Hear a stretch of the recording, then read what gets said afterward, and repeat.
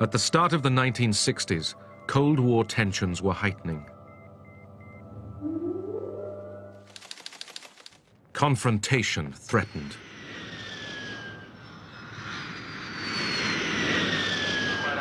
The two superpowers watched and waited, preparing for a nuclear holocaust. The world's safety depended on mutual assured destruction, the threat of mutual suicide that came to be known as MAD, MAD. It's not MAD. Mutual assured destruction is the foundation of deterrence.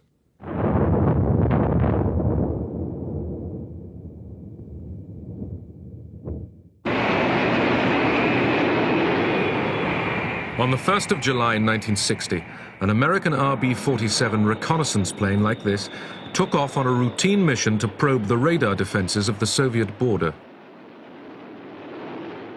We took off from Brize-Norton Air Base in England. That was our forward operating location on that particular date. And we were supposed to fly this quote-unquote milk run.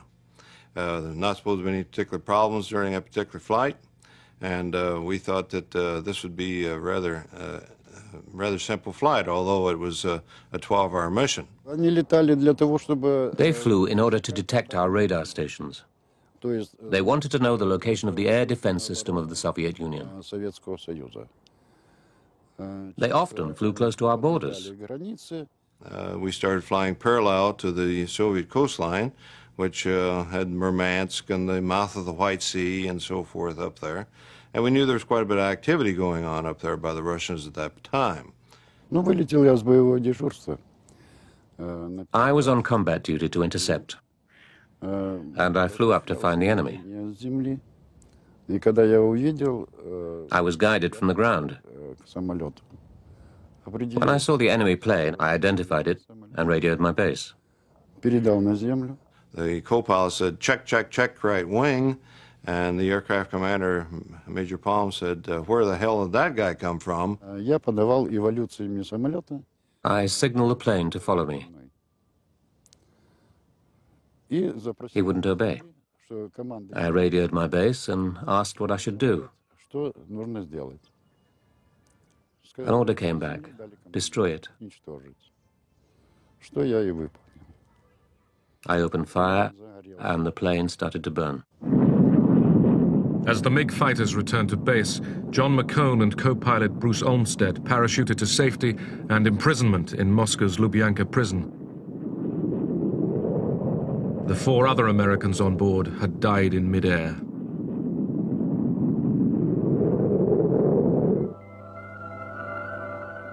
On the front line, constant vigilance. War, if it came, would soon go nuclear.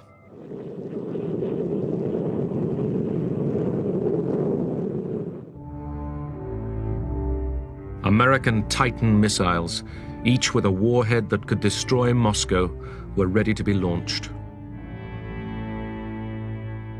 It would be done before we had time to stop and think about what we were doing. It doesn't take all that long, and it was just automatic. There was no question in our mind that this was the thing to do.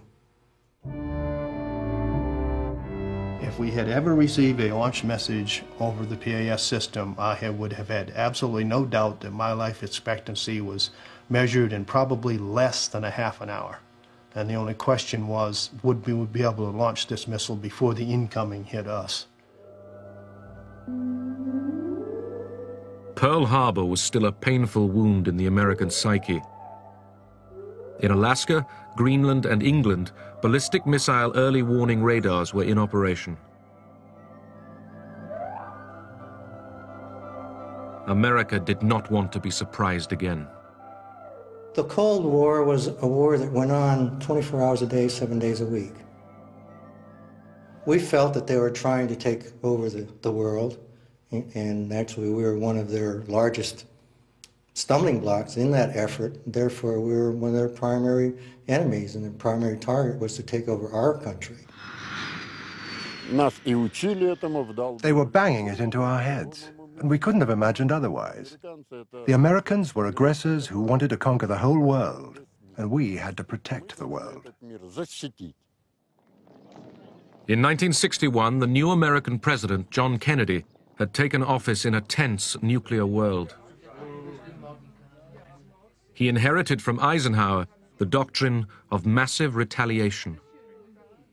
The term massive retaliation, as it was understood at the end of the 1950s and the beginning of the 1960s, was a policy of responding to major Soviet conventional attacks, for example, in Western Europe, should that have occurred, with a massive nuclear response. Massive retaliation had been conceived at a time of clear American superiority. Now, the Russians were trying to catch up.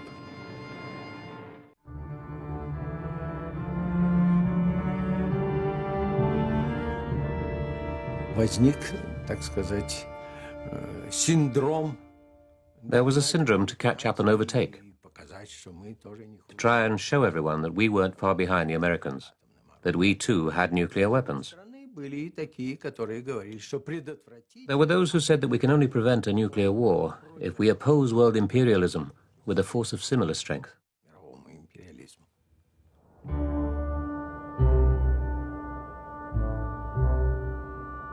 Khrushchev sought a dramatic means to remind the West of the power of the Soviets. He broke a moratorium on nuclear testing.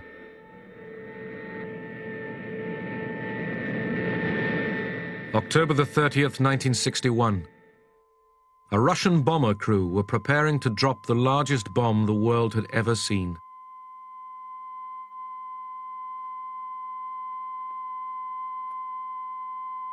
Одна.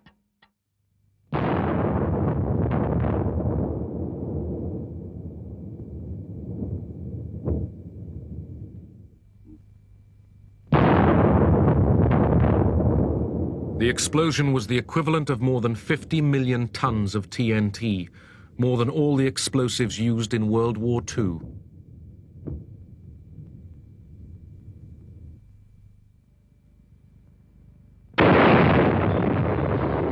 "50 miles away, people were blown off their feet. Khrushchev said he wanted the bomb to hang like the sword of Damocles over the imperialists' heads. Kennedy took up the challenge. In view of the Soviet action, it will be the policy of the United States to proceed in developing nuclear weapons to maintain this superior capability for the defense of the free world against any aggressor. To Kennedy's anger, the super bomb was just one of a series of Soviet nuclear tests.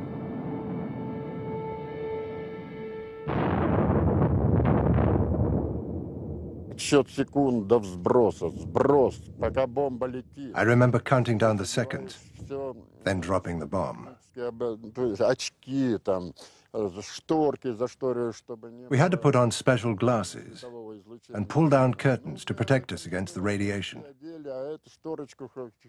We'd put on the glasses, but we'd forget to draw the curtains as we wanted to have a peek. Suddenly, there'd be something like a rising sun. The clouds disperse, and you see a beautiful, beautiful picture, like in a fairy tale. A mushroom growing up and up. It's on top of you, and you're going underneath. The instruments measuring the level of radiation went right off the scale. But of course we forgot about that. Then suddenly there is a huge blow as the shockwave hits the plane. All the controls go crazy, and you have to grab the joystick and quickly try and get it under control. The plane was thrown from side to side. We knew what a nuclear explosion was like. It became obvious that the Russians there was no containing them. They were shooting not just this big bomb, but lots and lots of them. And we essentially did the same thing. We went and, we got bombs from wherever we could find them and took them to Nevada and shot them just in order to respond to these Russian tests. It was a crazy period.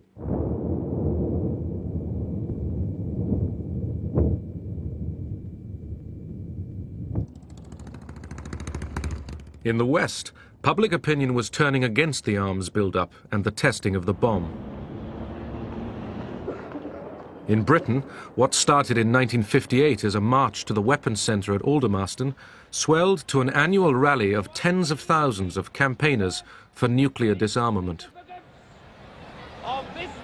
We did seriously accept the fact that if a nuclear bomb was used in the London area, the effect was going to be so massive over such a geographical area that even people living miles out would have repercussions.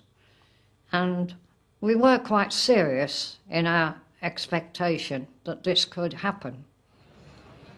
The scientists have made it, it's there and available. Somebody's going to want to use it. Kennedy and his Secretary of Defense McNamara were increasingly aware of the danger of relying on the strategy of massive retaliation. Nuclear weapons have no military utility whatsoever, excepting only to deter one's opponent from their use, which means you should never, never, never initiate their use against a nuclear-equipped opponent. If you do, it's suicide. And that conclusion I came to very early. As I say, when I came in, I didn't know the difference between a nuclear weapon and a conventional weapon. But it didn't take me long to find out, a few months, and I came to that conclusion. The problem was how to implement the conclusion. McNamara presented the Joint Chiefs of Staff with an appealing alternative. Soviet cities were no longer to be targeted. They were to strike only at Soviet military forces. This was known as No Cities Counterforce. And if both sides did that, then the casualties in the unlikely and very undesirable prospect of a nuclear war would be less. This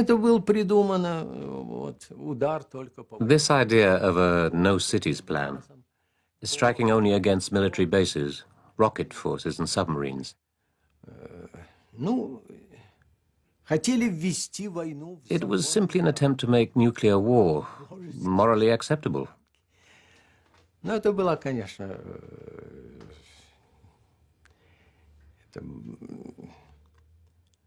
was an attempt to deceive oneself. The Russians weren't the only skeptics. The head of the Strategic Air Command, General Power, was briefed on counterforce by one of McNamara's assistants.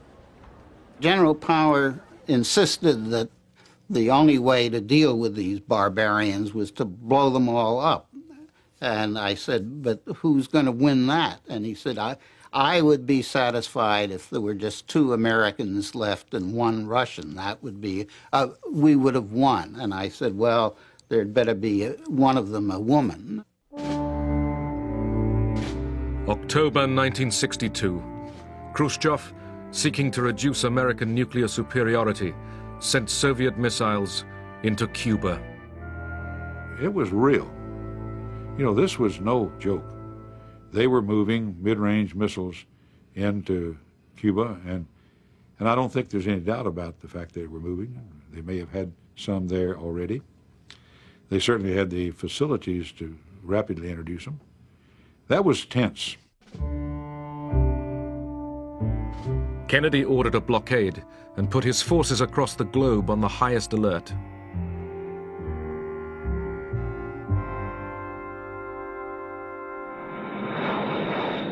B-52s loaded with hydrogen bombs were ready for war.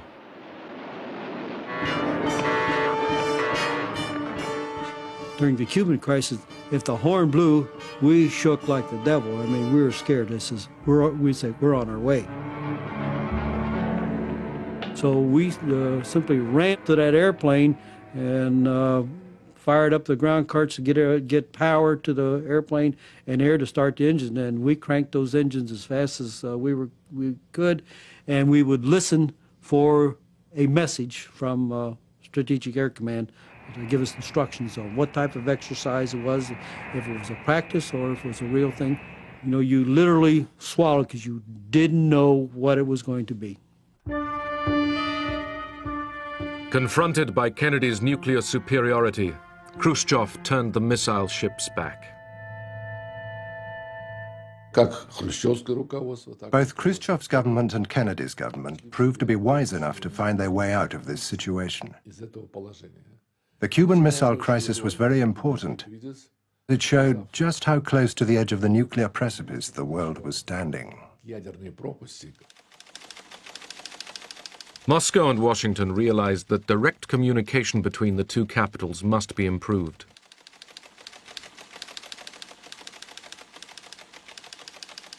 They installed the hotline between them. The following summer, shocked at how close they'd come to nuclear war, the Soviet Union, America and Britain agreed a limited test ban treaty. There would be no more atmospheric tests. Nuclear testing would continue, but underground.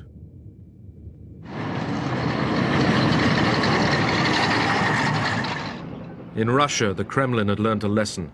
Never again did it want to confront America from a position of weakness. Lack of nuclear armaments and the weakness of the Soviet Union came as a shock to the Soviet leadership.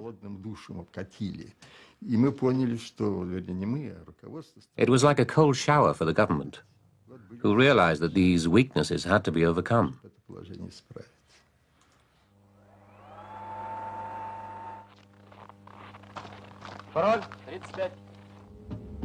The Soviet Union built up their nuclear forces. They added hundreds of missiles to their arsenal.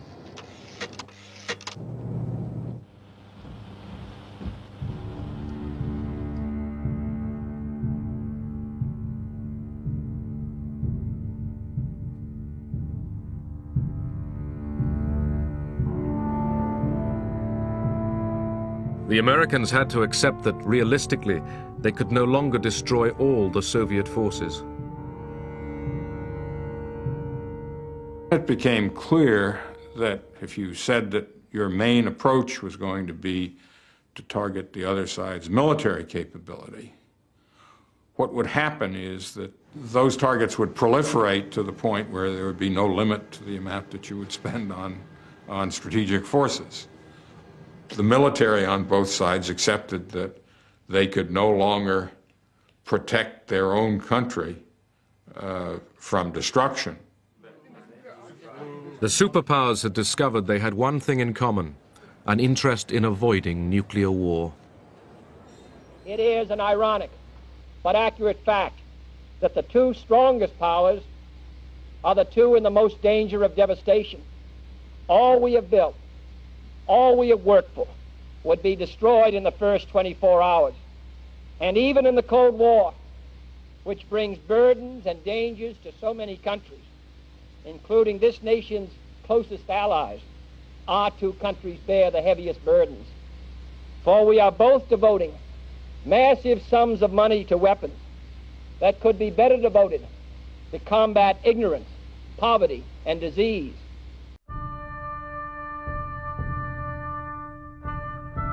A grim logic was beginning to emerge. Nuclear disarmament was not achievable, yet nuclear war was unthinkable. By 1964, McNamara had concluded that his No Cities plan was a dangerous illusion. War would only be avoided, he now thought, by the threat of mutual suicide. McNamara, in particular, became totally convinced that the only strategy was what is known as mutually assured destruction, MAD for short.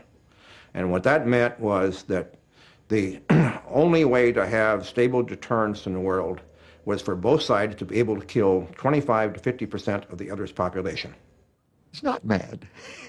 Mutual assured destruction is the foundation of deterrence. Today, it's a derogative term. But it's those who denigrate it don't understand deterrence. If you want a stable nuclear world, if that isn't an oxymoron, let me rephrase it, to the degree one can achieve a stable nuclear world, it requires that each side be confident that it can deter the other. And that requires that there be a balance. And the balance is the understanding that if either side initiates the use of nuclear weapons, the other side will respond with sufficient power to inflict unacceptable damage. Submarines now played a crucial role.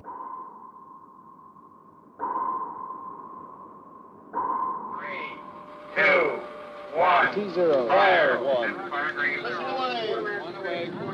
For MAD to succeed, each side needed to be able to retaliate even after it had suffered a surprise attack. The Polaris system to begin with was really a city killer. It was extremely survivable, assured destruction capability that the Soviets knew they could not destroy, and knew that if they conducted a first strike, that system would someday be available to retaliate. It might take some time to get the message to them from a destroyed national headquarters, but someday the warheads would come raining in, and they would pay the price. I don't think there would be any hesitation on the part of any commanding officer to launch. Did we think about what was back home? Sure we did. But you didn't let that control your actions. Time to think about that after you've done your duty. The fact that very tense people were close to nuclear weapons, ready to use those weapons, presented a huge danger to the world. And of course we felt uncomfortable, but we still had to accomplish our task, like the Americans had to accomplish theirs, and we would have accomplished it.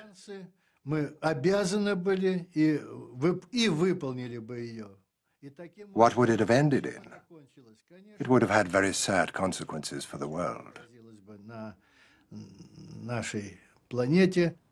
I thought from the beginning it was morally bankrupt, decrepit, morally I just do not accept war, that the primary objective of the war is to kill people. Primary objective of war is to win the bloody thing with as few losses to, first of all, to your own side, and second to the other side. Always you want to minimize losses on both sides, but first of all yourself. But you want to win the thing and get it over as soon as possible.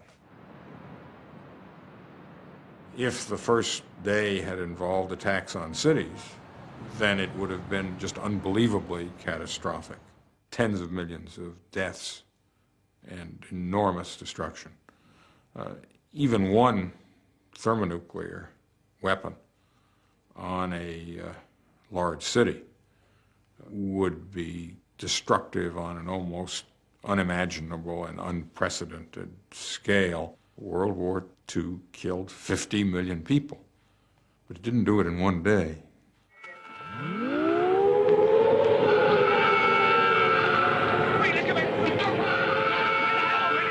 In 1963, Peter Watkins, a British filmmaker, made a drama documentary to show what a nuclear war would mean.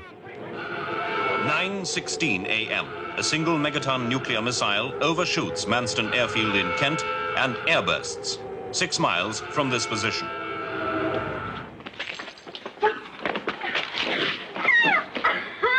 At this distance, the heat wave is sufficient to cause melting of the upturned eyeball, third-degree burning of the skin, and ignition of furniture. 12 seconds later, the shock front arrives.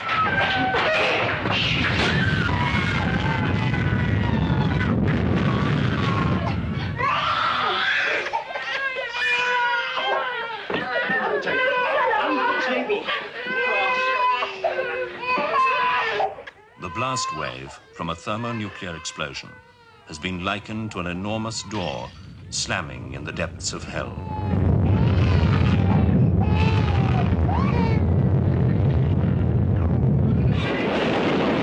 The film was called The War Game. The BBC banned it.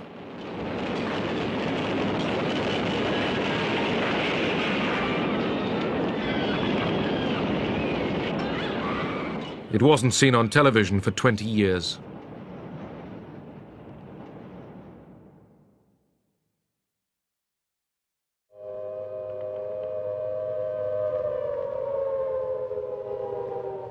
There was, for a period of a couple of years, at least a year, a strong effort to persuade the American public that it was worth investing in and practicing civil defense.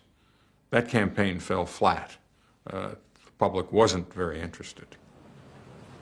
I think the public concluded that if a thermonuclear war were to take place, civil defense, although it might preserve some lives, would not preserve most lives, and what came afterwards would have made life not worth living. Whether you're sitting in your desk next to the window or standing in the elevator shaft, it wouldn't be of any great significance if the bomb were dropped in this area within a radius of 25 miles.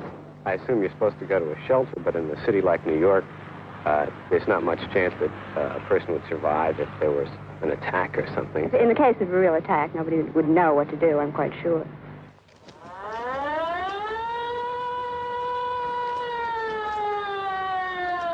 Officially, the Russians took civil defense more seriously, but the reality was not encouraging.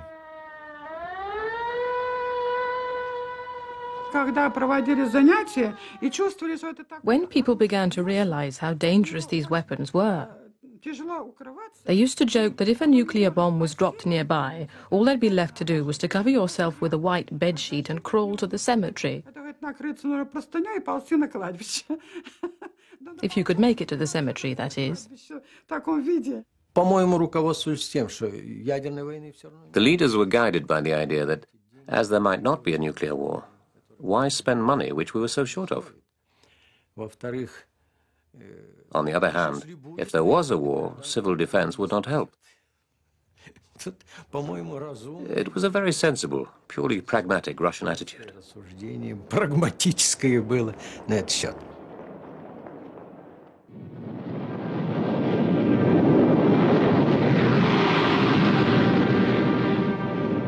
Even short of total war, deterrence carried its own dangers. In 1966, over the coast of Spain, a B-52 was due to attempt a routine refueling mid-air from a tanker.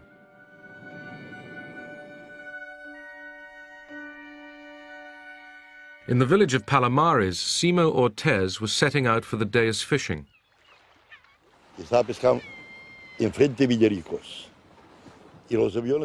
I was fishing opposite Villaricos, and the planes were flying overhead.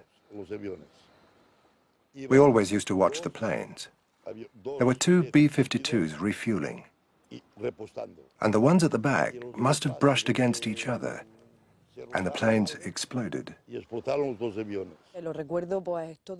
I remember all this fire in the air and pieces of aeroplane falling to the ground. I remember all the neighbors running to the place where the smoke came from. We thought that what had fallen there was still burning.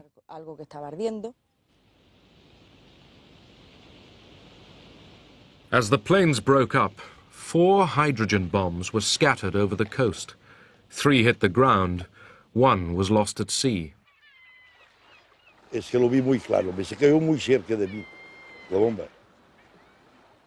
saw it very clearly.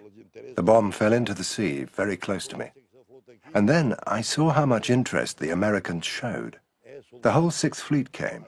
There were 5,000 soldiers living on land in tents. Generals, colonels, so many important people from North America. The American fleet searched the ocean for the missing bomb. Those on dry land had different problems. When the bombs hit the ground, safety devices prevented a thermonuclear explosion. But the conventional high explosives used to trigger a nuclear blast had gone off, scattering radioactive plutonium.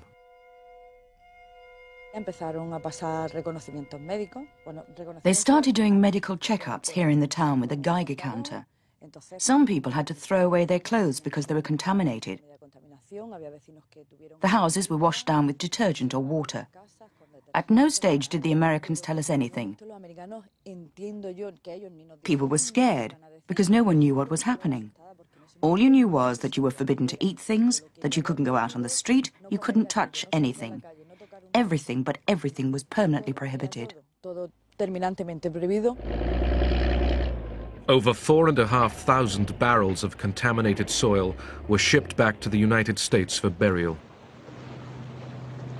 At sea, the search continued for the missing bomb.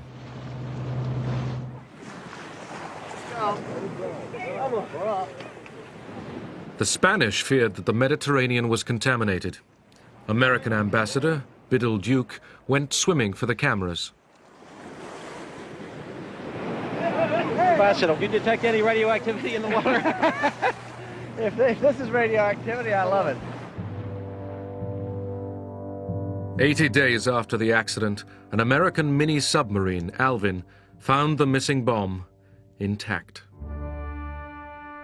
The Pentagon called a lost nuclear bomb a broken arrow. Palomares was the 14th broken arrow since 1950. More were to come. The number of Soviet accidents is still unknown. The Russian military were unconvinced by McNamara's notion of assured destruction. They saw it as their first duty to protect their homeland. They worked to develop anti-ballistic missiles, ABMs, which could destroy American missiles in flight. В свое время это был щит и меч. Был танк и было противотанковое орудие. Был самолет. First there used to be a sword, and then a shield. И вот показалось, что then a tank and anti-tank gun. Неуязвимым средством, что уровень. Now it turned out that a missile was not invulnerable. Science and technology was developing so fast, it had become possible to fight the most dangerous, most invincible weapons. To the United States, Russia's ABMs came as a blow. It was a terrible paradox. By building a defensive system, Russia had put the delicate nuclear balance at risk. We thought of it as an umbrella. Would an umbrella harm anybody? If it rains, you open it up. That was how we saw the ABM system. It was an umbrella to protect our population against a possible missile strike. In terms of MAD, if you believe in mutually assured destruction, anything that interferes with both sides, see, it's mutual assured destruction. It must be mutual, and it must be assured.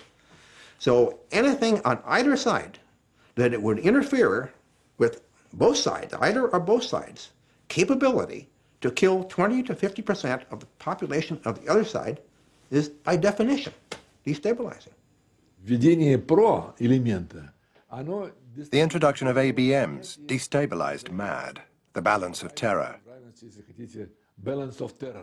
We were both so afraid of nuclear armaments. We knew that you wouldn't strike and we wouldn't strike. But now, if one side could counter the other's ability to respond, then they had the advantage. America, too, had been developing an ABM system, but McNamara was reluctant to authorize production. The system was easy to beat, and the sums just didn't add up. The ratio of cost to the defender as against the offense was very unfavorable in that it would cost, say, like $5 to the defense to counter every dollar that the offense spent. And therefore, the economics just strongly favored the offense. McNamara convinced President Johnson to abandon ABMs, but only if the Soviets agreed to do the same. In 1967, war in the Middle East raised international tension to boiling point. America supported Israel. The Soviet Union supported Egypt, Syria, and Jordan. The Israelis have released these dramatic aerial pictures to support their claim to have shot down 6 MiG fighters of the Syrian Air Force. Israel swiftly inflicted a crushing defeat. America, fearful that the Soviet Union might come to Egypt's aid, prepared the Sixth Fleet for action. Six-Day War between Israel and Egypt. And as a part of that, the hotline was used for the first time. And one of the messages from Kosygin to President Johnson was, if you want war, you'll get war. And these were very, very tense times. To reduce the tension, President Johnson and Soviet Premier Kosygin agreed to meet at Glassboro, New Jersey. In spite of the Middle East crisis, ABMs were high on their agenda. The president and the premier had a meeting, and the president started speaking. He said, let's come to an agreement. Let's each not build such expensive ABM systems. Kosygin said, I'm against this. Why do you object to a system that protects people? Defense is something moral, and aggression is immoral. Missiles mean aggression. If you agreed to reduce the number of aggressive missiles, then I could speak about reducing our defense system. Whilst the arguments over ABMs continued, American scientists were preparing a countermeasure: multiple, independently targeted re-entry vehicles, MIRVs for short.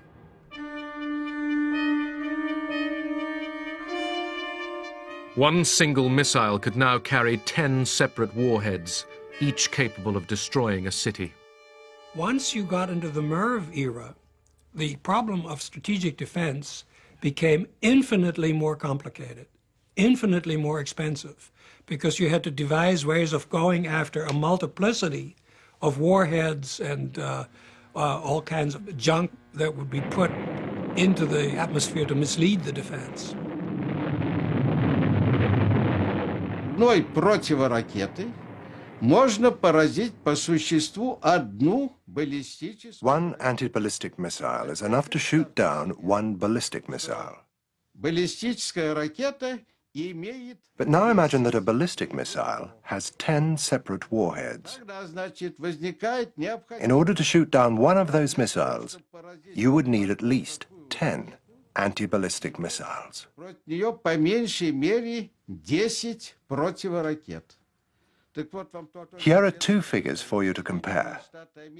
The United States of America had on their land-based launching sites alone 1,054 ballistic missiles. To counter that, we would have needed over 10,000 anti-ballistic missiles. That would be madness. Это безумие. Советский Союз исходил из того, что если мы не остановим эту гонку. The Soviet Union realized that unless we stopped the arms race, then the Americans, who were financially better off, could outdo the Soviet Union. Строительство вооружений. И надо сказать, что к этому времени уже сказывалось вот это. The leadership began to understand that now we had to choose between building socialism and communism or making missiles. Или, значит, делать ракеты.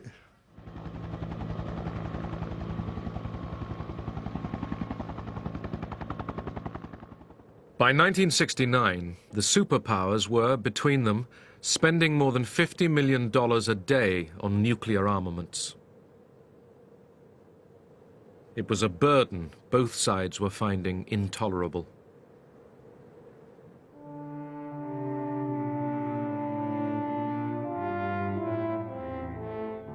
At last, they agreed to meet in Helsinki to try to halt the arms race. The negotiations came to be known as SALT. Well, SALT stands for Strategic Arms Limitations Talks. It was an effort, in the light of later events, a rather modest effort to try and put some kind of a cap on the accumulation of strategic delivery systems. The bargaining was not going to be easy. Как в омут, вот закрывали глаза и ныряли. It was like diving into a swamp with your eyes closed. There were a lot of doubts and difficulties in organizing these things, particularly because before going to the talks, the members of the delegation were called up by Brezhnev and very seriously warned not to say too much. He reminded them that the KGB was listening and the Lubyanka prison was watching. The Soviets were far more hesitant about doing anything that might involve some sort of intrusion into their society, because inevitably anything to do with real arms control would involve inspection, verification, and so on and so forth. And this, for the Soviets, remained anathema. Negotiations dragged on throughout 1970 and 1971, as each side tried to come to terms with the other's philosophy.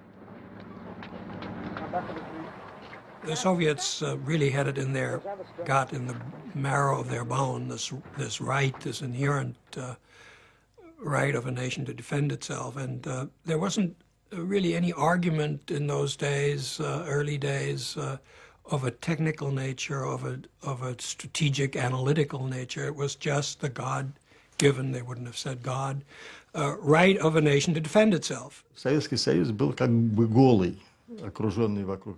The Soviet Union felt naked, unprotected, surrounded everywhere by American nuclear forces.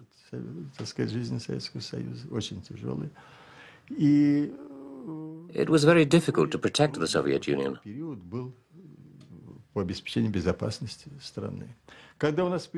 When we had developed our own ballistic missiles, although we had very few, we realized that it had acted as a counterbalance. But when we started the talks, we remembered all the kinds of weapons that could reach us. Behind the scenes, Henry Kissinger, Nixon's national security advisor, arranged private meetings with Soviet ambassador Anatoly Dobrynin.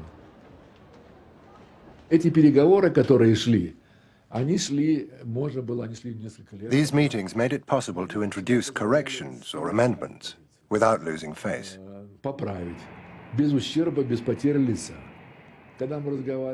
Using the back channel with Kissinger, we could first state the official point of view and then talk more freely.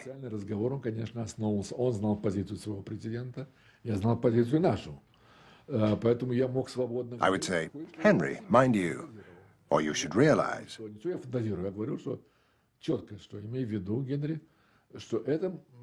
I was really just thinking aloud. Then he would say, well, Anatoly, why should we get stuck on this? Why don't we do it in a different way?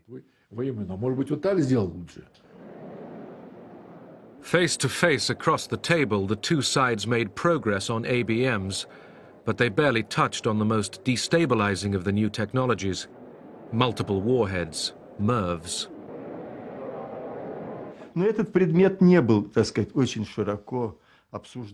The subject was not really discussed, because by then the Americans already had this technology, and Russia didn't. We believed that we should have it too.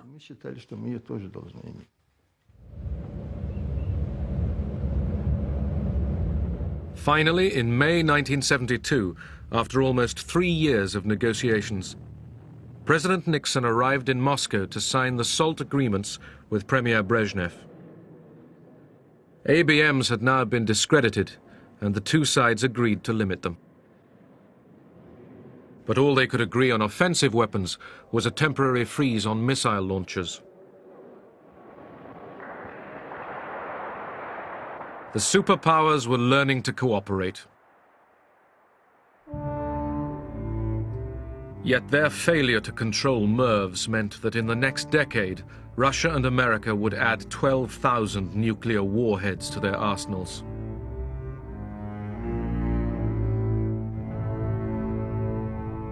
Preparations for global annihilation continued.